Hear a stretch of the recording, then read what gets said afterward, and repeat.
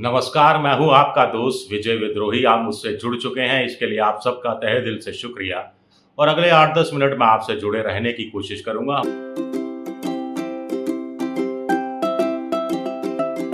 तो हरियाणा विधानसभा के लिए वोट पड़ने में सिर्फ 36 घंटे बचे हैं और 36 की 36 बिरादरियां किसका साथ देंगी, ये अभी मामला थोड़ा सा सस्पेंस बाकी है। योगेंद्र यादव कह रहे हैं कि 4 चुनाव परिणाम ही संभव है। कांग्रेस की लहर है, कांग्रेस की आंधी है, कांग्रेस की सुनामी है, कांग्रेस के पक्ष में हवा है।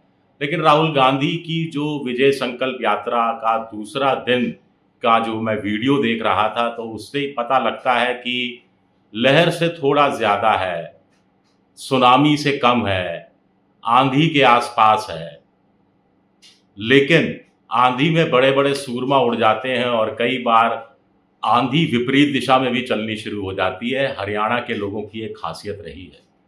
एक दिलचस्प आंकड़ा है, वो मैं बताऊंगा, लेकिन पहले क्या बीजेपी ने इसका तोड़ निकाल लिया है? राहुल की विजय संकल्प यात्रा का कुछ हद तक निकाल लिया है। बीजेपी आम आदमी की शरण में चली गई है। गौर कीजिएगा, मैं आम आदमी की बात कर रहा हूं, मैं आम आदमी पार्टी की बात नहीं कर रहा हूं। ये क्या रहस्य है? थोड़ा सा सब्र रखिए। मध्य प्रदेश के लिए कहा जाता है, उनकी एक टैगलाइन रही टूरिज्म को लेकर, मध्य प्रदेश अजब है। राजस्थान की टैगलाइन रही, जाने क्या दिख जाए। तो हरियाणा की जो पॉलिटिकल टैगलाइन ये हो सकती है कि जाने क्या हो जाए, या हरियाणा के लोग जाने क्या कर बैठे। वो इस संदर्भ में कि 1972 में देखिए, कांग्रेस की उस समय 81 सीटें होती थी, 52 सीटें आई थी। लेकिन अगला चुनाव हुआ तो यह 52 से घटकर 3 पर आ गई थी कांग्रेस। 1987 में 90 सीटों में कांग्रेस को 5 सीटें मिलती हैं, लेकिन 1991 में ये 87 5 सीटें बढ़कर 51 पर पहुंच जाती हैं। लेकिन 1996 अगला चुनाव 51 सीटें घटकर 9 पर आ जाती हैं।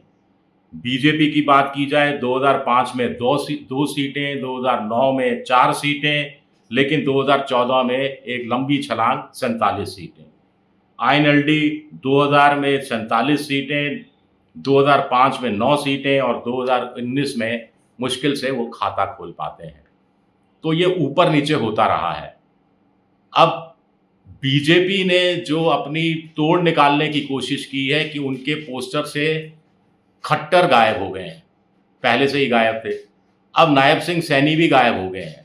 हैरानी की बात है कि उनके पोस्टर जो नए निकल कर आए हैं, उसमें प्रधानमंत्री मोदी भी गायब हैं, जो पिछले 10 साल से बीजेपी को लोकसभा चुनाव हो चाहे विधानसभा चुनाव हो, सिर्फ अपने चेहरे के आधार पर ठेलता रहा। उसका चेहरा ही हरियाणा में गायब है। तो कहीं बीजेपी ने, ऐसा लगता है कि हार मान ली है, आप में से कुछ लोग कह सकते हैं। पोस्टर नए सिरे से आए हैं जिसमें आम आदमी का सहारा लिया जा रहा है। यानी एक हाईवे है, उसके किनारे एक किसान खड़ा है और वो कह रहा है, ये है हाईवे से दूरियां कम करने वाली सरकार। एक महिला है, स्टार्टअप का काम करती है और कह रही है, ये है स्टार्टअप को सपोर्ट करने वाली सरकार। इसी तरह एक परिवार है जो कह रहा है, ये है हमें मुफ्त में बस यात्रा कराने वाली सरकार। अब इसका कितना असर होगा आखिरी वक्त में इस तरह के पोस्टरों का, वो तो पता नहीं। लेकिन बीजेपी ने अब मान लिया है, उसके नेताओं का ऑफ रिकॉर्ड कहना है कि एंटी इनकम्बेंसी सबसे बड़ा कारण है और विधायकों के जमकर टिकट काटे गए, दिग्गज नेताओं के टिकट काटे गए, मंत्रियों के टिकट काटे गए, उसके बावजूद एंटी इनकम्बेंसी कम होती नहीं दिख रही है। और एंटी इनकम्बेंसी का तोड़ निकालने के लिए बड़े चेहरे पोस्टर से गायब कर दिए गए हैं कि इनके चेहरे देखकर वोटरों में एक तरह से नाराजगी का भाव आता था, तो उस नाराजगी के भाव को तोड़ा जा सके। कितनी कामयाब होगी नहीं कहा जा सकता, लेकिन बीजेपी ने 29 से लेकर 30 सीटें ऐसी सेलेक्ट की हैं जहां वो मानकर चल रही है कि उसकी हार तय है। और ऐसे में निर्दलीय हों चाहे छोटी पार्टी के नेता हों, उनसे वोट ट्रांसफ़र की कोशिशें शुरू हो गई हैं कि हमारा वोटर इस पार्टी को वोट दे दे, निर्दलीय को वोट दे दे, कहीं बागी को दे दे तो चलेगा, ताकि कांग्रेस को हराने का कोई ना कोई सतूना बिठाया जा सके। कितनी कामयाब होगी या हरियाणा की जनता एंटी इनकम्बेंसी के आगे इन चालों को समझ जाएगी, ये समझना बहुत ज़्यादा मुश्किल नहीं है। जिस ढंग से राहुल गांधी की विजय संकल्प यात्रा में भीड़ उमड़ कर आ रही है, जो दृश्य जो हमारे सामने है वो यही चीज़ दिखा रहे हैं।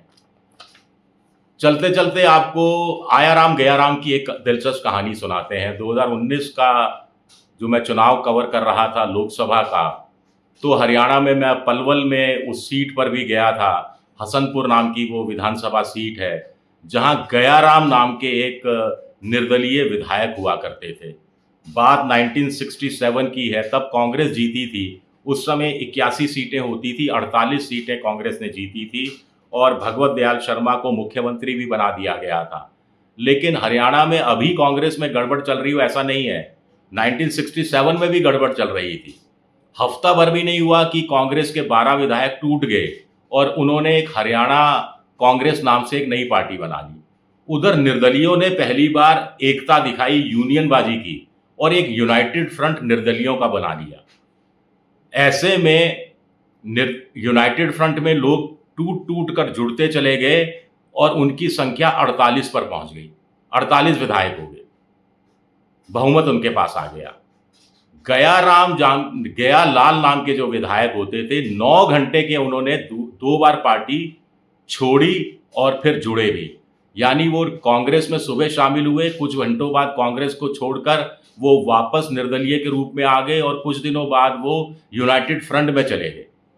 अब राव बीरेंद्र सिंह नए मुख्यमंत्री बने, चंडीगढ़ में प्रेस कॉन्फ्रेंस हुई तो पत्रकारों ने पूछा, साहब वो गयालाल जी कहाँ हैं, आपके साथ हैं या गयालाल जी चले गए जी, या आपके साथ हैं जी? तो राव बीरेंद्र सिंह ने भी हंसी मजाक में कहा कि गयाराम कहीं गयाराम नहीं है, वो अब आयाराम है, वो आयाराम हो गया है। इसका जिक्र लोकसभा चुनाव में, लोकसभा के अंदर भी दल बदल के संबंध में किया गया और ये मशहूर हो गया किस्सा कुल मिलाकर। अब तो खैर हरियाणा बहुत पीछे छूट गया है दल बदल के मामले में। अब तो दल बदल की राजनीति भी बहुत पीछे छूट गई है। आयाराम गयाराम की तो ज़रूरत नहीं है। अब ऑपरेशन लोटस होता है, तमाम तरह के ऑपरेशन होने लगे हैं वो, और एक नए तरह का, ये तो सरकार बनाने के बाद ऑपरेशन होते थे।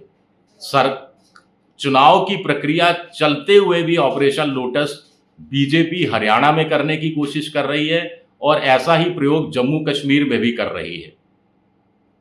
यानी रायता फैलाने की बात हो रही है। कुल मिलाकर ये देखना दिलचस्प होगा कि योगेंद्र यादव की बात सही बैठती है या फिर नतीजा कुछ ऐसा आता है जो हम और आप कहेंगे कि हरियाणा के लोग तो कुछ भी कर सकते हैं। शुक्रिया मेरा ये वीडियो देखने के लिए। पसंद आए तो लाइक कीजिए, सब्सक्राइब कीजिए और शेयर ज़रूर कीजिए। शुक्रिया, बहुत बहुत शुक्रिया।